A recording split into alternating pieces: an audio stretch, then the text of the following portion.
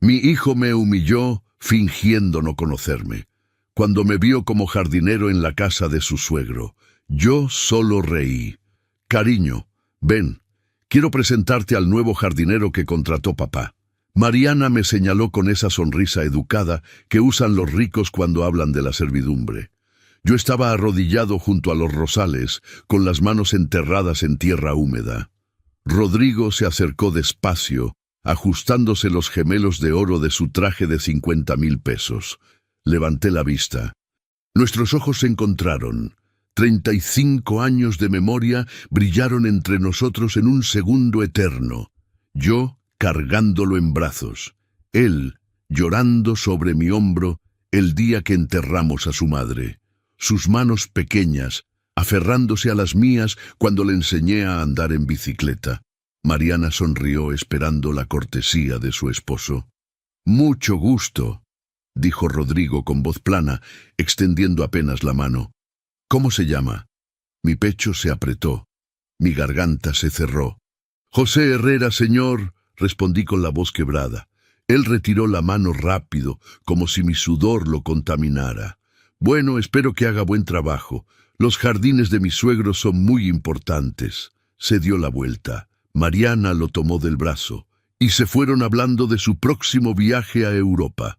Yo me quedé ahí, arrodillado en la tierra, con el corazón hecho pedazos. Entonces algo dentro de mí se rompió de forma extraña. No sentí tristeza, sentí risa. Una risa amarga que subió desde el estómago hasta mi garganta y salió como un sonido seco, casi demente, porque en el bolsillo de mi camisa vieja llevaba un sobre amarillento. Dentro había documentos notariales de 1978, documentos que probaban que esta mansión, estos jardines, esta fortuna de 500 millones de pesos, legalmente me pertenecían. Mi hijo acababa de negar a su padre, y su padre estaba a punto de quitarle todo. Antes de continuar, suscríbanse al canal y díganos en los comentarios desde dónde nos están escuchando. Mi nombre es José Herrera, y durante 72 años he vivido con las manos sucias. No es una queja, es un hecho. Las manos de un jardinero nunca están completamente limpias. La tierra se mete bajo las uñas, en las grietas de los nudillos, en las líneas profundas de las palmas. El agua y el jabón quitan la superficie, pero el color oscuro permanece, como una marca, como un recordatorio de quién eres y de dónde vienes. Nací en un pueblo pequeño cerca de Monterrey, tan pequeño que ni siquiera aparece en los mapas nuevos. Mi padre trabajaba cortando caña de azúcar. Mi madre lavaba ropa ajena en el río. Éramos pobres de esa pobreza antigua, la que no se cura con un golpe de suerte, sino con generaciones de esfuerzo. Cuando tenía 17 años, mi padre murió de un infarto en medio del cañaveral. Tenía 42 años, pero parecía de 70. El trabajo mata lento pero seguro. Mi madre lloró 3 días seguidos y después se secó las lágrimas con el delantal y me dijo: «José, tú no vas a terminar como tu padre, tú vas a buscar algo mejor». Pero ¿qué es mejor cuando no tienes educación, no tienes dinero, no tienes conexiones? Yo encontré mi respuesta en las plantas. Me mudé a Monterrey con 20 años y 200 pesos en el bolsillo. Conseguí trabajo como ayudante de jardinero en una casa del centro. El dueño era un viejo español que sabía de rosas como otros saben de dinero. Me enseñó todo: cómo podar sin matar, cómo leer la tierra con los dedos, cómo hacer que algo muerto reviva con paciencia y agua.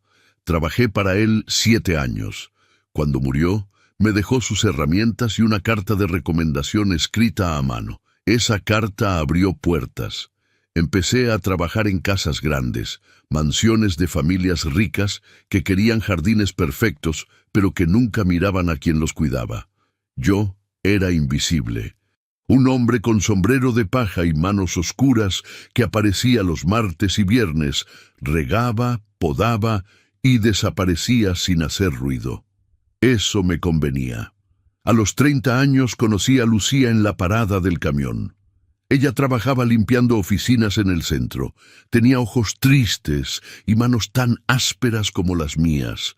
Nos enamoramos despacio, como se enamora la gente que conoce el cansancio, sin grandes palabras, sin promesas imposibles, solo compañía honesta y silencio cómodo. Nos casamos en una iglesia pequeña con 10 invitados. La fiesta fue en casa de mi madre, con tamales y cerveza barata. Lucía llevaba un vestido blanco sencillo que había cosido ella misma. Yo llevaba mi único traje, comprado de segunda mano. Fue el día más feliz de mi vida. Un año después nació Rodrigo. Lucía tuvo un parto difícil. Casi la perdemos. Los doctores dijeron que no podríamos tener más hijos. No importó. Rodrigo era suficiente. Era todo. Recuerdo la primera vez que lo cargué. Pesaba 3 kilos 200 gramos. Cabía en mis antebrazos. Tenía los ojos cerrados y los puños apretados como si ya estuviera listo para pelear contra el mundo. «Este niño va a ser alguien», dije. «Sí», respondió Lucía con voz débil desde la cama. «Alguien mejor que nosotros». Y ahí empezó todo.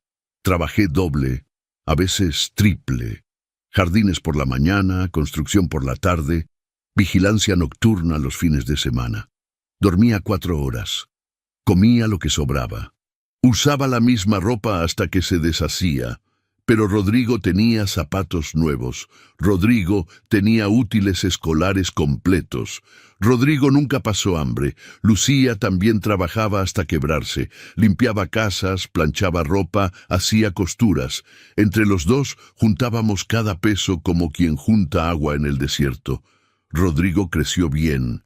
Era inteligente, le gustaba leer, sacaba buenas calificaciones. Los maestros decían que tenía futuro.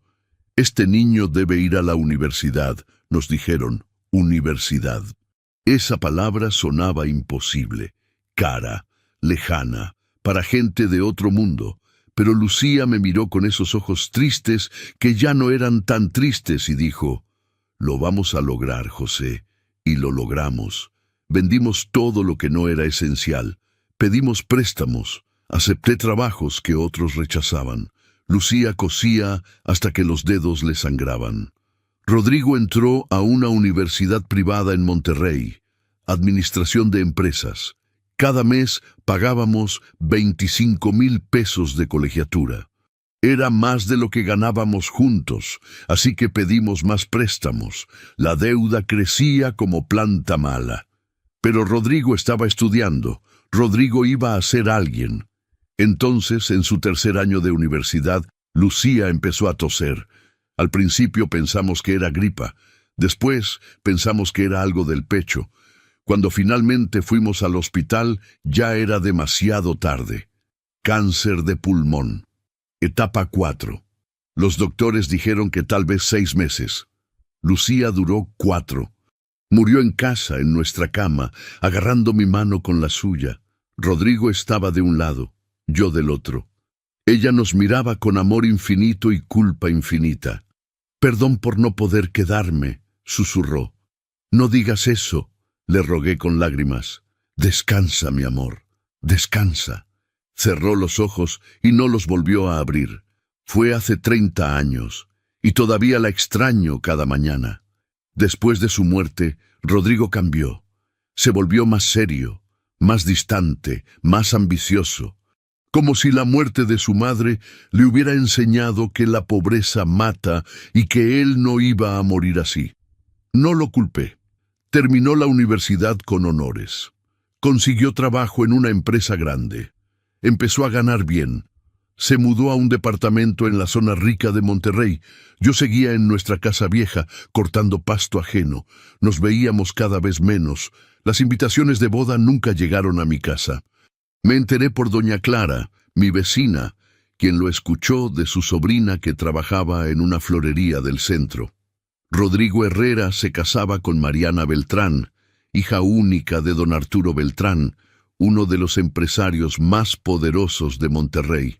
«José, ¿es cierto que tu hijo se casa?», preguntó doña Clara una tarde mientras yo regaba las macetas de mi portal. Me quedé con la manguera en la mano, el agua cayendo sobre mis pies. ¿Qué dice? Que Rodrigo se casa con una Beltrán. Dicen que la boda será en la catedral, dicen que habrá 500 invitados. El agua seguía cayendo, mis zapatos ya estaban empapados. No sabía, dije con voz hueca. Doña Clara me miró con esa compasión que duele más que el desprecio. Ay, José, los hijos a veces olvidan de dónde vienen. Cerré la llave del agua. Entré a mi casa. Me senté en la mesa de la cocina donde Lucía y yo habíamos cenado miles de noches, y lloré como no lloraba desde su funeral. Llamé a Rodrigo esa noche, 3 veces. No contestó, le dejé un mensaje. Hijo, soy yo. Escuché sobre tu boda. Estoy muy feliz por ti. Llámame cuando puedas. No llamó. Esperé 1 semana, 2 semanas. Nada. Finalmente, fui a buscarlo a su oficina. El edificio era de cristal y acero, tan alto que dolía el cuello mirarlo completo. El guardia de seguridad me detuvo en la recepción. ¿A quién busca? A mi hijo, Rodrigo Herrera. Trabajo en el piso 12. ¿Tiene cita? Soy su padre. El guardia me miró de arriba abajo, mi camisa vieja, mis pantalones manchados de tierra, mis zapatos desgastados. Espere aquí. Llamó por teléfono. Habló en voz baja. Colgó. El señor Herrera está en una junta importante. No puede atenderlo. Esperaré. No puede esperar aquí, señor. Estas son oficinas privadas. Me quedé parado ahí, sintiéndome pequeño en ese vestíbulo enorme con piso de mármol. Dígale que su padre necesita hablar con él. Por favor. El guardia suspiró. Ya le di el mensaje. No puede recibirlo. Salí de ese edificio caminando despacio, con la cabeza agachada, sintiendo las miradas de la gente elegante que entraba y salía. Gente del mundo de Rodrigo, gente que nunca tendría las manos sucias como las mías. La boda fue un sábado de junio, soleado, caluroso, hermoso. Yo no estuve ahí, pero fui. Me paré afuera de la catedral, entre los curiosos que siempre se juntan a ver bodas de ricos. Llevaba mi mejor ropa, que seguía siendo ropa vieja, pero la había lavado 3 veces y planchado con cuidado. Vi llegar los carros lujosos, vi bajar a los invitados con trajes caros y vestidos brillantes. Vi a don Arturo Beltrán, un hombre gordo con cara de piedra, saludando a todos como si fuera el rey del mundo. Vi a Mariana, bella, elegante, con un vestido blanco que debió costar 200,000 pesos o más. Parecía una princesa de revista. Y vi a Rodrigo, mi hijo, vestido de negro impecable, el cabello peinado hacia atrás con gel, una sonrisa perfecta, los ojos brillantes. Se veía feliz, se veía exitoso, se veía como alguien que había olvidado completamente de dónde venía. Traté de acercarme. Un guardia de seguridad me bloqueó el paso. «Solo invitados, señor. Soy el padre del novio». Me miró con duda. «Su nombre no está en la lista. Debe haber un error. Soy José Herrera, padre de Rodrigo Herrera». El guardia revisó su tableta. Negó con la cabeza. «No aparece, señor. Tendrá que retirarse». En ese momento, Rodrigo pasó a menos de 5 metros de mí. Iba tomado del brazo de Mariana, riendo de algo que ella decía. «¡Rodrigo!», grité. Él volteó. Nuestras miradas se cruzaron por medio segundo. Vi el reconocimiento en sus ojos. Vi el pánico, vi la vergüenza y vi cómo fingía no haberme escuchado y seguía caminando hacia la entrada de la catedral. El guardia me empujó suavemente hacia atrás. «Por favor, señor, retírese o llamaré a la policía». Me alejé. Caminé 3 cuadras. Me senté en una banca de la plaza. Y ahí me quedé, viendo pasar las horas, imaginando la ceremonia que estaba sucediendo sin mí. La misa, los votos, el intercambio de anillos, el beso, los aplausos, todo sin el padre del novio. Esa noche, doña Clara tocó a mi puerta con un plato de sopa caliente. «José, tienes que comer algo». «No tengo hambre. Por favor, por Lucía. Ella no querría verte así». Me senté a la mesa. Tomé la cuchara, pero no pude tragar. ¿Sabes qué es lo peor, Clara?, dije con voz quebrada. Que entiendo por qué lo hizo. Yo soy un jardinero viejo, un hombre que huele a tierra y sudor, un recordatorio de la pobreza. Él se casaba con una Beltrán. ¿Cómo iba a presentar a su padre el jardinero? No digas eso. Es la verdad. La verdad es que criaste a un ingrato. Tal vez tenía razón, o tal vez yo había fracasado como padre. Esa noche encontré la caja de fotografías viejas que guardaba debajo de mi cama. Fotos de Rodrigo de niño. Rodrigo en su primera bicicleta. Rodrigo graduándose de primaria. Rodrigo con su madre antes de que ella enfermara. En todas las fotos yo estaba ahí, sonriendo, orgulloso, feliz. Pero en su boda yo no existía.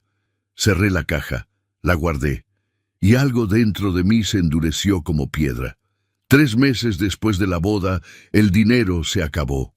Los préstamos que había pedido para la universidad de Rodrigo seguían ahí, cobrándose solos cada mes.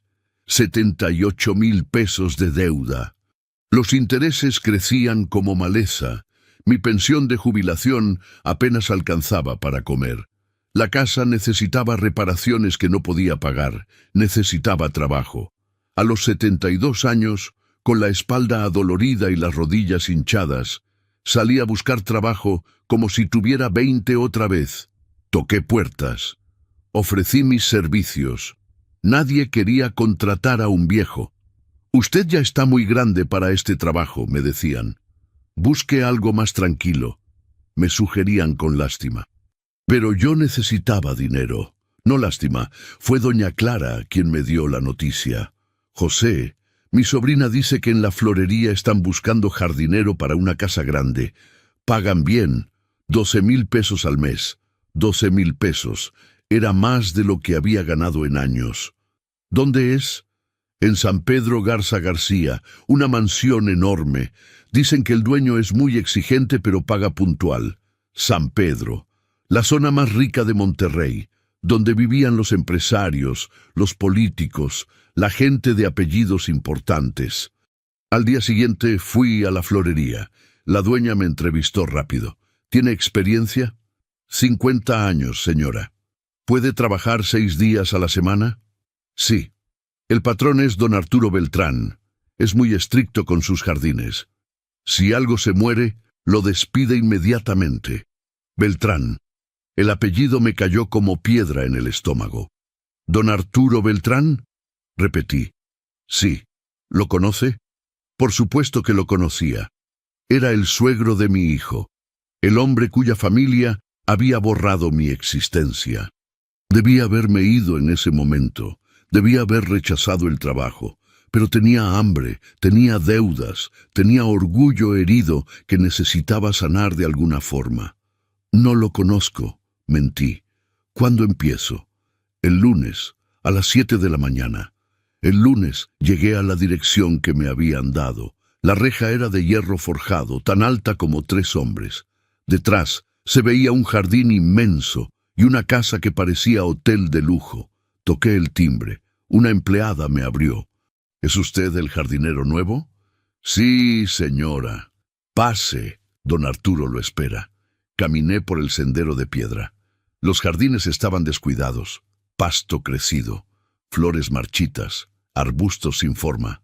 Se notaba que el jardinero anterior se había ido hace tiempo. Don Arturo me esperaba en la terraza. Era más gordo en persona que en las fotos de la boda. Vestía pantalón de lino blanco y camisa azul. Fumaba un puro caro. ¿Usted es José Herrera? Sí, señor. Tiene cara de viejo. ¿Puede con el trabajo? Puedo, señor. Mis jardines son mi orgullo. Quiero que estén perfectos. Si veo una sola hoja fuera del lugar, lo despido. ¿Entendido? Entendido. El pago es quincenal. Empieza hoy. La empleada le dará las herramientas. No hubo apretón de manos, no hubo bienvenida, solo órdenes. Me puse a trabajar. El primer día corté el pasto. El segundo, podé los arbustos. El tercero, resembré las áreas muertas. Era trabajo duro para un hombre de mi edad. pero lo hacía bien. Sabía lo que hacía. Durante 2 semanas no vi a nadie más que a don Arturo y a las empleadas. La casa era enorme pero silenciosa. A veces escuchaba voces adentro, pero nunca vi quién vivía ahí. Hasta ese martes. Yo estaba arrodillado junto a los rosales, plantando bulbos nuevos, cuando escuché el motor de un carro entrando. Un BMW negro, nuevo, brillante. Se estacionó cerca de la entrada principal. La puerta del copiloto se abrió primero. Bajó una mujer joven, elegante, con lentes de sol grandes y vestido blanco. Mariana. Mi corazón empezó a latir rápido. La puerta del conductor se abrió después. Bajó Rodrigo. Mi hijo. Mi Rodrigo. Vestía traje gris oscuro, corbata roja, zapatos que brillaban bajo el sol. Se veía importante, exitoso, perfecto. Yo estaba arrodillado en la tierra, con las manos sucias, el sombrero viejo, la camisa empapada de sudor. Me quedé paralizado. Rodrigo caminó hacia la entrada tomando a Mariana de la cintura. Hablaban de algo, reían, pasaron a 3 metros de mí. No voltearon, no me vieron, o fingieron no verme. Entraron a la casa. La puerta se cerró detrás de ellos.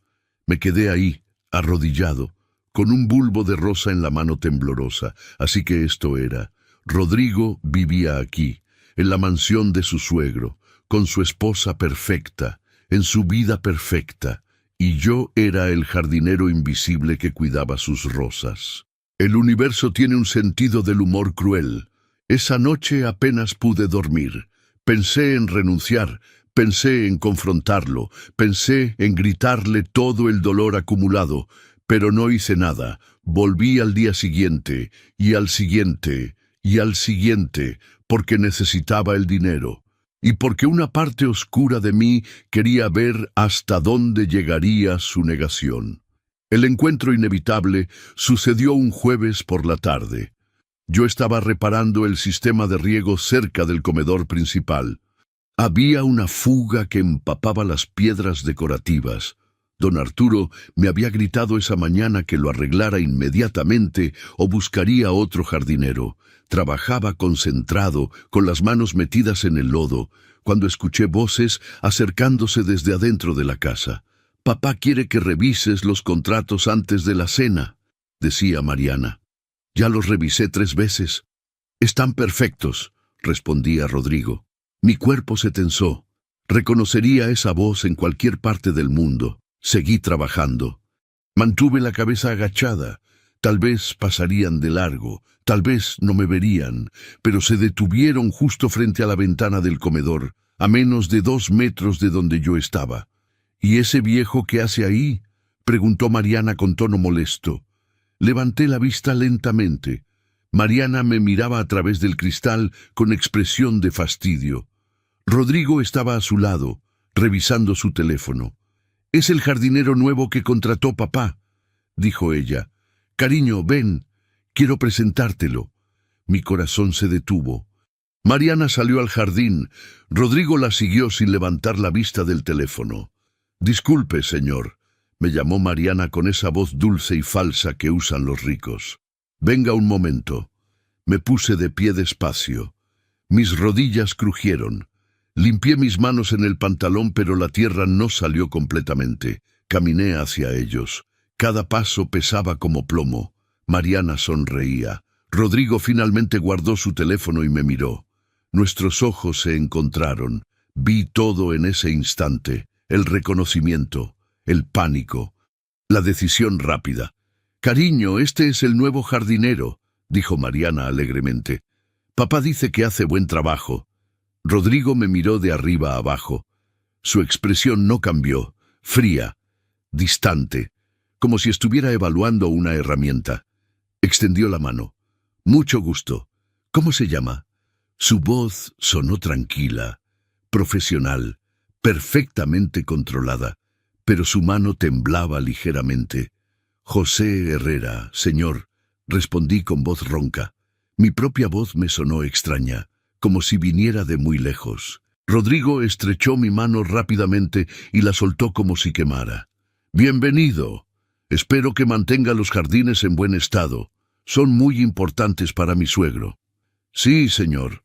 ¿Cuánto tiempo lleva trabajando en jardinería?, preguntó Mariana con curiosidad inocente. Toda mi vida, señora. ¿Tiene familia? La pregunta me atravesó como cuchillo. Miré a Rodrigo directamente a los ojos. Tuve una esposa. Murió hace muchos años. Y un hijo. Rodrigo no parpadeó. No se movió. Su rostro era una máscara perfecta. ¿Y su hijo?, insistió Mariana. Se fue. Hace tiempo que no sé de él. Qué triste, dijo Mariana con lástima falsa. Bueno, espero que se sienta cómodo aquí. Si necesita algo, puede pedirle a las empleadas. Gracias, señora. Mariana se dio la vuelta para entrar. Rodrigo se quedó un segundo más. Nos miramos en silencio. Yo quería gritarle, quería abrazarlo, quería preguntarle cómo había llegado a esto, cómo podía mirarme a los ojos y fingir que no me conocía. Pero no dije nada, y él tampoco. Se dio la vuelta y siguió a su esposa. Me quedé parado ahí, con las manos sucias y el corazón destrozado, viendo cómo la puerta se cerraba detrás de ellos. Volví a mi trabajo. Arreglé la fuga. Recogí mis herramientas. Trabajé hasta que se puso el sol. Cuando terminé, me senté en un banco de piedra al fondo del jardín, lejos de las ventanas, y lloré en silencio. No lloré por tristeza, lloré por rabia, rabia contra mi hijo que me había negado 2 veces, rabia contra mí mismo por permitirlo, rabia contra la vida que nos pone en lugares donde los padres deben arrodillarse frente a sus hijos. Esa noche, mientras caminaba de regreso a mi casa, pasé frente a una notaría vieja en el centro. Llevaba años cerrada, con un letrero de «Se vende» en la ventana. Algo en mi memoria se activó. Me detuve. Miré el edificio. Era el mismo lugar donde, hacía 47 años, yo había firmado unos documentos. Documentos relacionados con un terreno que mi abuelo había dejado. Documentos que nunca había vuelto a pensar porque parecían no valer nada. Un terreno en las afueras de San Pedro Garza García. Un terreno que en aquel entonces era monte seco y piedras. Un terreno que ahora, si mis cálculos no fallaban, estaba justo donde se construyó el fraccionamiento más caro de Monterrey. El fraccionamiento donde estaba la mansión de don Arturo Beltrán. Sentí un escalofrío recorrerme la espalda. ¿Sería posible? Caminé más rápido hacia mi casa. Busqué entre mis cajas viejas, papeles amarillentos, fotografías, recibos antiguos, y ahí, en una carpeta que no abría desde la muerte de Lucía, encontré el sobre. Escrituras notariales de 1978. Terreno registrado a nombre de José Herrera. Ubicación, kilómetro 15, carretera a San Pedro Garza García. Mis manos temblaban mientras leía. Este papel valioso, este papel olvidado, este papel que podía cambiarlo todo. Los días siguientes fueron una tortura silenciosa. Cada mañana llegaba a la mansión a las 7 en punto. Saludaba a las empleadas. Recibía órdenes de don Arturo. Y trabajaba bajo el sol caliente de Monterrey, sabiendo que en cualquier momento podía cruzarme con mi hijo. Y me crucé, muchas veces. Rodrigo y Mariana vivían en el ala este de la mansión. Salían temprano a trabajar y regresaban por las tardes. A veces se quedaban a cenar con don Arturo en la terraza, donde yo podía escuchar sus conversaciones mientras regaba las plantas cercanas. Hablaban de negocios, de inversiones, de viajes a Miami y Nueva York, de la nueva casa que querían construir en Cabo San Lucas. Hablaban de un mundo que yo nunca conocería. El primer insulto llegó un martes. Yo estaba podando los setos cerca de la alberca cuando Rodrigo salió con 3 hombres de traje, colegas de trabajo. Reían fuerte, con vasos de whisky en la mano. «Mira nada más estos jardines», dijo uno de ellos. «Tu suegro sí que tiene buen gusto». «Lo mejor de Monterrey», respondió Rodrigo con orgullo. «Aquí todo debe ser perfecto». «¿Y ese viejo?», preguntó otro, señalándome con la barbilla. Rodrigo ni siquiera volteó a verme. El jardinero, un pobre hombre que apenas sirve para cortar césped. Los otros rieron. Se ve cansado. ¿Cuántos años tiene? ¿100? No sé, no importa. Mientras haga su trabajo y no estorbe, puede quedarse. Seguí podando. Las tijeras temblaban en mis manos. Corté una rama, después otra. Mantuve la cabeza agachada. Apenas sirve para cortar césped. Las palabras se clavaron como espinas. El segundo insulto fue peor. Un sábado por la tarde, don Arturo organizó una reunión en el jardín. Empresarios importantes, políticos, gente con poder y dinero. Yo estaba limpiando las hojas secas cerca de las mesas cuando escuché la voz de Mariana. «Papá, ¿no puedes pedirle al jardinero que se retire? Huele horrible». Don Arturo me miró con fastidio. «José, vete a la parte de atrás. No quiero verte por aquí hasta que termine la reunión». «Sí, señor». Recogí mis herramientas y caminé hacia el fondo del jardín, pero no lo suficientemente lejos como para no escuchar. «Ese viejo apesta a sudor barato», dijo Mariana con asco. «No entiendo por qué lo contrataste.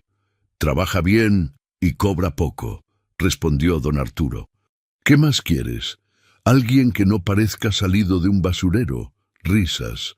Varias personas rieron. Rodrigo estaba ahí. Lo sé porque escuché su voz después. «No seas cruel, amor. El pobre hombre hace lo que puede. Pobre hombre. El pobre hombre que te crió solo. El pobre hombre que vendió todo para pagar tu universidad. El pobre hombre cuya esposa murió trabajando para que tú tuvieras futuro. Ese pobre hombre». Apreté las tijeras de podar hasta que los nudillos se me pusieron blancos.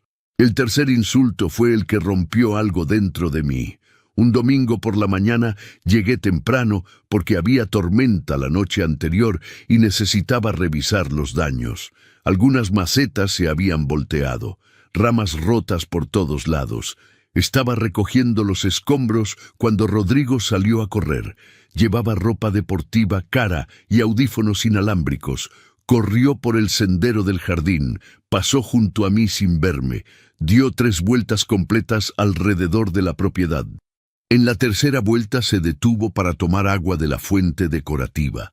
Yo estaba a 5 metros, cargando ramas. Se volteó. Me vio directamente. «Oiga, jardinero», me llamó. Me acerqué despacio. «Sí, señor. ¿Puede limpiar esto más rápido? Vienen visitas esta tarde y mi suegro no quiere ver basura por ningún lado». «Estoy trabajando lo más rápido que puedo, señor». «Pues trabaje más rápido. Para eso le pagan». Me miró con impaciencia, con molestia, como se mira a un perro que no obedece bien. «¿Cuántos años tiene usted?», preguntó de repente. «72, señor». «Está muy viejo para este trabajo. Debería pensar en retirarse». Algo dentro de mí se quebró en ese momento. «Mi esposa murió trabajando para que mi hijo tuviera educación», dije con voz firme. «No puedo retirarme. Tengo deudas que pagar». Rodrigo me miró fijamente. Por un segundo, solo un segundo, vi algo en sus ojos. ¿Culpa? ¿Vergüenza? ¿Miedo? Pero desapareció rápido. «Bueno, es su problema», dijo secamente. «Solo haga su trabajo». Se dio la vuelta y siguió corriendo. Me quedé parado ahí, con las ramas en las manos, viendo cómo mi hijo se alejaba. Y en ese momento tomé una decisión. No iba a seguir soportando esto. No iba a seguir siendo invisible. No iba a permitir que me humillaran más. Tenía un arma, un documento viejo y amarillento que guardaba en mi casa. Un documento que podía destruir todo lo que Rodrigo había construido negándome. Y estaba listo para usarlo. Esa tarde fui a ver a un abogado. Un joven que había conocido años atrás cuando arreglaba los jardines de su madre. Le mostré las escrituras del terreno. «¿Esto es real?», preguntó con los ojos muy abiertos. «Completamente». «Don José, ¿sabe lo que tiene aquí? Dígamelo usted». «Una fortuna. Este terreno vale...» Hizo cálculos rápidos. Mínimo 500 millones de pesos, tal vez más. 500 millones de pesos. La sangre me zumbó en los oídos. ¿Y la mansión de los Beltrán? Está construida sobre este terreno. Si estos documentos son válidos, legalmente usted es el dueño. Sonreí por primera vez en semanas. ¿Qué tengo que hacer? Demandar. Presentar las escrituras ante un juez. Demostrar la cadena de propiedad. ¿Cuánto tiempo tomará? Meses, tal vez un año, pero si todo está en orden, ganará. Salí de esa oficina caminando diferente, más derecho, más firme. El jardinero humillado estaba a punto de convertirse en dueño de todo. Durante 3 semanas viví una doble vida. De día era José Herrera, el jardinero viejo y callado que podaba rosas y barría hojas, el hombre invisible que los Beltrán apenas notaban, el padre negado que soportaba insultos en silencio. De noche era otro José Herrera, uno que se reunía con abogados, uno que revisaba documentos antiguos bajo la luz débil de su casa, uno que planeaba la venganza más silenciosa y devastadora. El abogado, licenciado Ramírez, era meticuloso, joven pero inteligente, hambriento de un caso que podía hacerlo famoso. «Don José, necesitamos estar completamente seguros», me explicó una tarde en su oficina. «Vamos a investigar cada detalle de la cadena de propiedad. ¿Hay alguna posibilidad de que no sea válido?» «Siempre hay riesgos, pero estos documentos parecen legítimos. El sello notarial es real, las firmas están certificadas y lo más importante, nadie ha registrado una venta posterior del terreno». «¿Qué significa eso?» «Que legalmente el terreno sigue a su nombre. Los Beltrán construyeron sobre propiedad ajena sin saberlo». «¿Cómo es posible?» «Sucede más de lo que cree. Terrenos viejos, registros incompletos, notarías que desaparecen». En los años 70 las cosas eran menos rigurosas. Alguien vendió o cedió ese terreno irregularmente y los Beltrán compraron de buena fe. Pero la ley es clara. El dueño original prevalece. ¿Y qué pasará con ellos? Tendrán que devolver la propiedad o pagarle su valor completo. Estamos hablando de 500 millones de pesos, don José, tal vez más si contamos la mansión construida. 500 millones. La cifra seguía siendo irreal, imposible, como un sueño, pero los papeles en mis manos eran muy reales. «¿Cuánto tiempo hasta que ellos se enteren?», pregunté. «Cuando presentemos la demanda ante el juez. Después se les notificará oficialmente. Tienen derecho a defenderse, por supuesto. Quiero estar presente cuando reciban la notificación». El licenciado Ramírez me miró con curiosidad. «¿Puedo preguntar por qué le importa tanto esto? No es solo por el dinero, ¿verdad?». Lo pensé un momento. «El dueño de esa mansión es el suegro de mi hijo que fingió no conocerme, mi hijo que se avergüenza de mí». El licenciado asintió despacio, entendiendo. «Superación», dijo en voz baja. «No solo económica, personal». «Exacto». Mientras tanto, en la mansión, la vida seguía su curso normal. Don Arturo me gritaba por cada imperfección. Mariana se quejaba de mi presencia. Rodrigo me trataba como mueble, pero yo sonreía por dentro. Cada insulto alimentaba mi determinación. Cada desprecio fortalecía mi venganza. Una tarde, mientras regaba las plantas del comedor, escuché una conversación que me heló la sangre. Don Arturo hablaba con Rodrigo en la terraza. «Hijo, necesito que revises los documentos de la propiedad», decía don Arturo. «Un abogado me contactó haciendo preguntas extrañas sobre el terreno». Mi corazón se aceleró. «¿Qué tipo de preguntas?», respondió Rodrigo.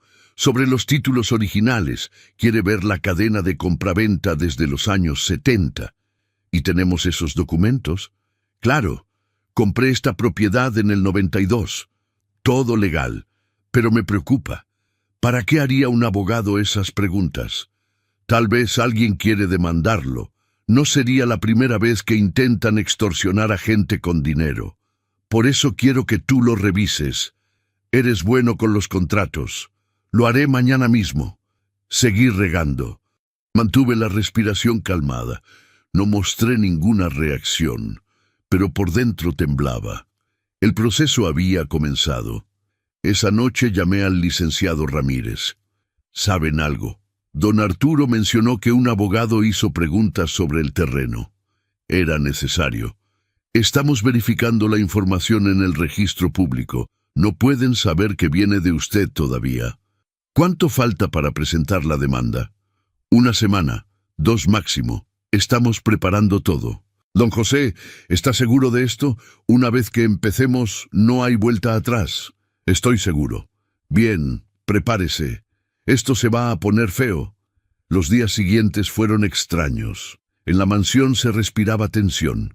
Don Arturo estaba más irritable que nunca. Rodrigo pasaba horas encerrado en el estudio revisando papeles. Mariana se quejaba constantemente.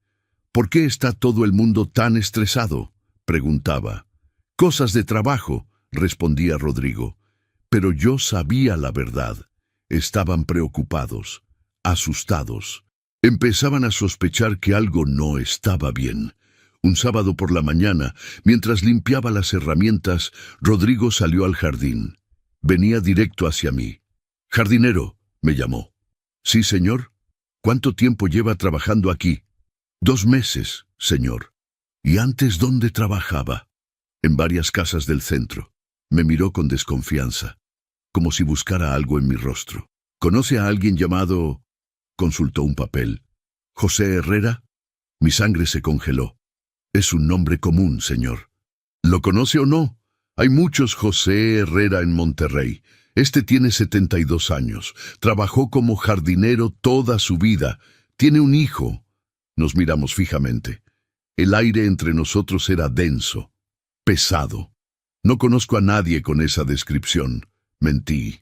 Rodrigo apretó la mandíbula. Sabía que mentía. Y yo sabía que él sabía.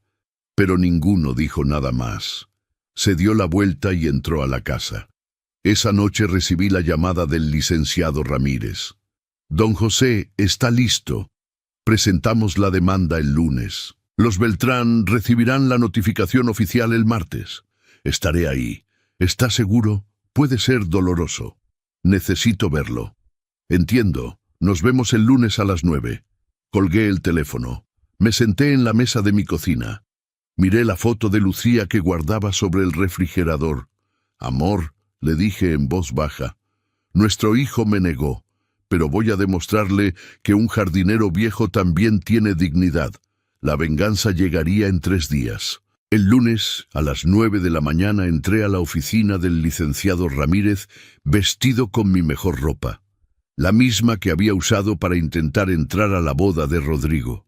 Limpia, planchada, digna. «Don José, tome asiento», me indicó el abogado. «Hoy presentamos oficialmente la demanda. Una vez que el juez la reciba, los Beltrán serán notificados en 24 horas. Sobre su escritorio había una carpeta gruesa, documentos, pruebas, mapas, fotografías. «Esto es todo», dijo tocando la carpeta. «La cadena de propiedad está completa. Su abuelo heredó el terreno en 1943, su padre en 1968. Usted en 1976. Nunca hubo una venta legal. Los Beltrán compraron de un intermediario que no tenía derecho a vender. ¿Y qué van a alegar ellos? Probablemente buena fe. Dirán que compraron legalmente y que no sabían del problema. Pero eso no cambia que el terreno es suyo. La ley protege al propietario original». «¿Cuánto vale exactamente?» Hicimos una evaluación completa. El terreno solo vale 200 millones de pesos. La mansión construida sobre él, otros 300 millones. En total, 500 millones de pesos. 500 millones. Más de lo que había imaginado. ¿Y tengo que seguir trabajando ahí mientras el juicio avanza? Legalmente sí, No pueden despedirlo sin causa justificada, y sería mejor que mantuviera su posición. Demuestra que usted necesita el empleo, que no hace esto por avaricia, sino por justicia. Entiendo. Don José, una última pregunta. ¿Por qué esperó tanto tiempo? Pudo haber hecho esto hace años. Me recosté en la silla. Pensé en mi respuesta. Porque nunca imaginé que ese terreno valdría algo. Era monte, piedras, nada. Cuando lo heredé, lo olvidé. La vida me llevó por otros caminos. Criar a mi hijo, cuidar a mi esposa, sobrevivir. Pero cuando vi que mi propio hijo se avergonzaba de mí, cuando me trató como basura, recordé que mi abuelo me dejó algo, y decidí que era tiempo de reclamarlo. El licenciado Ramírez asintió. Superación, dijo.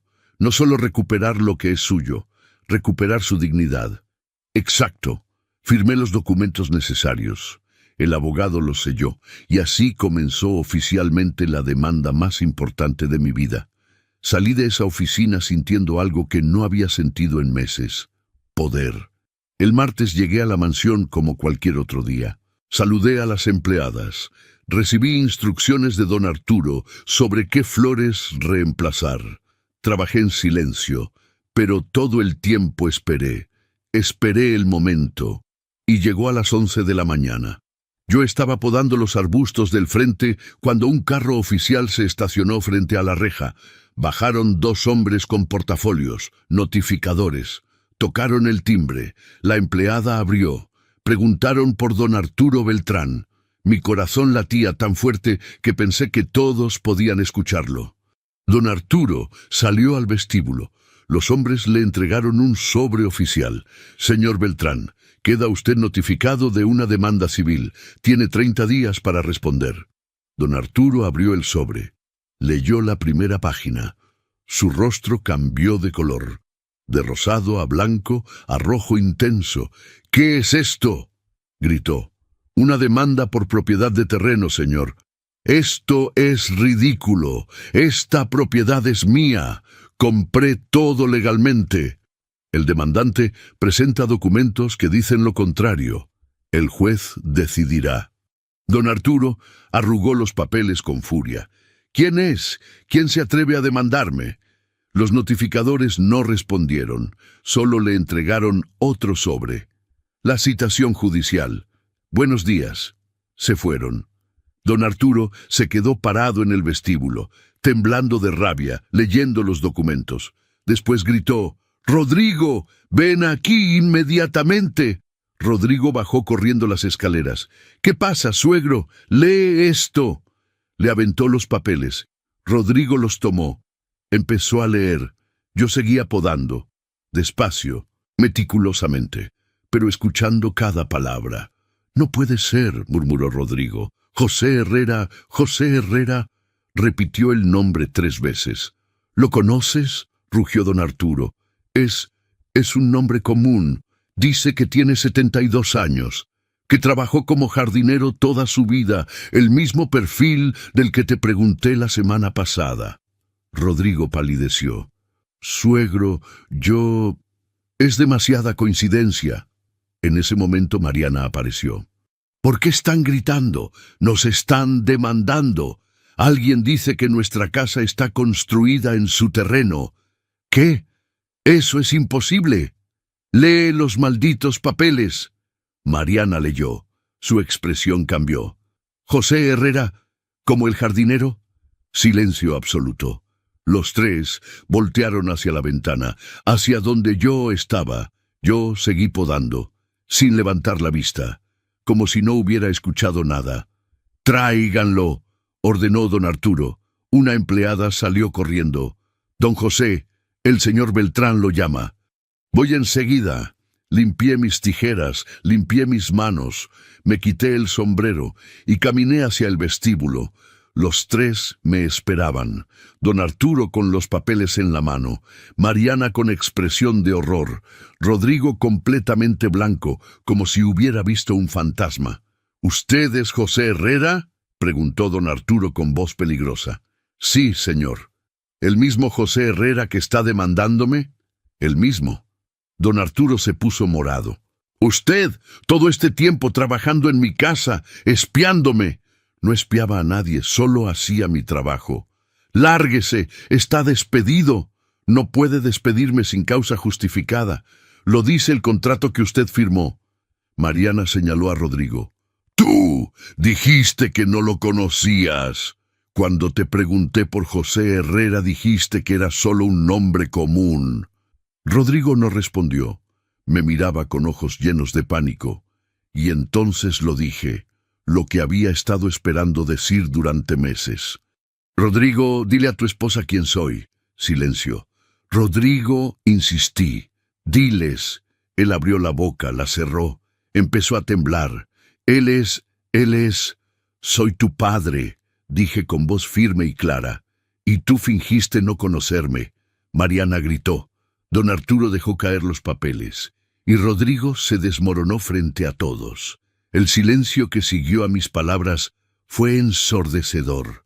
Mariana me miraba con la boca abierta, procesando lo imposible. Don Arturo parecía a punto de sufrir un infarto. Y Rodrigo, mi hijo, estaba derrumbándose como castillo de naipes. Tu padre, susurró Mariana. ¿Este es tu padre? Rodrigo no podía hablar. Solo asentía levemente, con lágrimas comenzando a rodar por sus mejillas. ¿El padre que dijiste que había muerto? La voz de Mariana subía de volumen. El padre que supuestamente perdiste de niño. Yo nunca dije que estaba muerto, tartamudeó Rodrigo. Mentiste. Dejaste que todos creyéramos que eras huérfano. Mi padre te tuvo lástima. Yo te tuve lástima. Don Arturo encontró su voz, llena de veneno. Así que toda tu historia era mentira. El joven esforzado que se levantó solo. El hijo que superó la pobreza sin ayuda. ¡Mentiras! Yo trabajé duro. Intentó defenderse Rodrigo. Con el dinero de tu padre, rugió don Arturo. Él pagó tu universidad mientras tú lo negabas. Me acerqué un paso. Todos retrocedieron excepto Rodrigo, que permanecía paralizado. Quiero que sepan algo, dije con voz calmada. No hago esto por dinero. Durante 72 años he vivido con muy poco y he sido feliz. Hago esto por dignidad. ¡Dignidad!, escupió don Arturo. Usted quiere robar mi casa. No puedo robar lo que ya es mío. Los documentos no mienten. Este terreno perteneció a mi abuelo, después a mi padre, después a mí. Ustedes construyeron sobre propiedad ajena. Eso no es culpa mía. Nosotros compramos de buena fe, gritó Mariana. Entonces demanden a quien les vendió. Yo solo reclamo lo que la ley dice que me pertenece. Don Arturo dio un paso amenazante hacia mí. Voy a destruirlo. Tengo los mejores abogados de México. Voy a dejarlo en la ruina. Inténtelo, dije sin temblar. Pero los papeles están en orden. La cadena de propiedad es clara. Y la ley está de mi lado. ¿Cuánto quiere? Don Arturo sacó su chequera. ¿Cuánto para que desaparezca esta demanda? ¿10 millones? ¿20? 500 millones, respondí. Eso es lo que vale esta propiedad. Ni un peso menos. Don Arturo palideció. Esa cantidad lo arruinaría. Mariana se volvió hacia Rodrigo con furia absoluta. Todo esto es tu culpa. Si hubieras sido honesto desde el principio, si no hubieras negado a tu propio padre. Yo solo quería... Rodrigo intentó hablar entre sollozos. Yo solo quería ser alguien. Eras alguien, le grité de repente, dejando salir todo el dolor acumulado. Eras mi hijo, eras todo lo que tu madre y yo teníamos. Le prometí en su lecho de muerte que te daría un futuro, y lo hice. Vendí todo, trabajé hasta que mi cuerpo se rompió, y tú me pagaste fingiéndote huérfano. Rodrigo cayó de rodillas, llorando como niño. Perdóname, papá, perdóname. No, dije con voz fría. No te perdono. No todavía. Primero vas a sentir lo que se siente perder todo. Me di la vuelta para irme. Don Arturo me bloqueó el paso. Si hace esto, destruirá a su propio hijo, perderá su trabajo, su reputación, todo. Debió pensar en eso antes de tratarme como basura. «Es usted un monstruo», gritó Mariana. «¿Qué clase de padre destruye a su hijo?» Me detuve, me volví hacia ella. El tipo de padre que fue destruido primero, el tipo de padre que no fue invitado a la boda de su hijo. El tipo de padre que tuvo que fingir ser un extraño, mientras su hijo lo presentaba como solo el jardinero. Mariana se calló. Caminé hacia la salida. Antes de cruzar la puerta, me volví una última vez. Tienen 30 días para responder a la demanda. Después será el juez quien decida. Hasta entonces seguiré trabajando aquí, porque necesito el dinero y porque quiero verlos sufrir lo que yo sufrí. Salí de la mansión y por primera vez en meses me reí fuerte, me reí largo, me reí como loco. La empleada que me vio pasar me miró asustada, pero no me importó. Seguí riendo mientras caminaba por la calle, riendo mientras subía al camión, riendo mientras llegaba a mi casa, porque finalmente entendí algo. La venganza no es dulce, no es satisfactoria, no llena el vacío, pero la justicia sí. Esa noche, doña Clara tocó a mi puerta. «José, en todo el barrio hablan. ¿Es cierto? ¿De verdad eres dueño de la mansión Beltrán?» «Parece que sí, Clara». «¿Y qué vas a hacer?» Me serví un café, le ofrecí uno a ella, nos sentamos en la cocina como habíamos hecho cientos de veces. No lo sé todavía. Tal vez les quite todo, tal vez negocie, depende de ellos. ¿Y Rodrigo? El nombre me dolió como siempre. Rodrigo tomó sus decisiones. Ahora tiene que vivir con las consecuencias. ¿Pero lo amas todavía? Pensé en esa pregunta, la pregunta más importante. Sí, admití, todavía lo amo, pero amar no significa permitir. Amar también es enseñar. Y voy a enseñarle que las acciones tienen precio. Doña Clara asintió sabiamente. Lucía estaría orgullosa de ti. ¿Tú crees? Sí, porque finalmente dejaste de ser invisible. Esa noche dormí profundamente por primera vez en años. Los meses siguientes fueron una batalla legal feroz.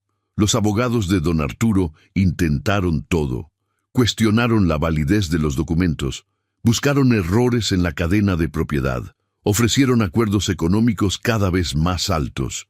Pero los papeles estaban en orden. La verdad estaba de mi lado.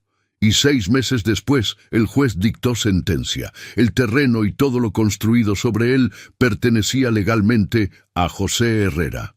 Los Beltrán tenían 2 opciones: abandonar la propiedad o pagar su valor completo. No tenían 500 millones de pesos. Nadie tiene esa cantidad líquida. Tuvieron que vender, tuvieron que mudarse, tuvieron que empezar de nuevo. Y Rodrigo, mi hijo, perdió todo lo que había construido negándome. Pero 3 semanas después de la sentencia, tocó a mi puerta. Estaba delgado, ojeroso, destruido. «Papá», dijo con voz quebrada, «¿podemos hablar?» Lo miré desde el marco de la puerta. El hombre exitoso había desaparecido. En su lugar estaba el niño asustado que alguna vez fue. «Habla», dije secamente. «Lo siento, por todo. Fui un cobarde. Fui un mal hijo. No merezco tu perdón, pero te lo pido». Nos miramos en silencio. «Entra», dije finalmente. Y comenzamos a reconstruir lo que él había roto.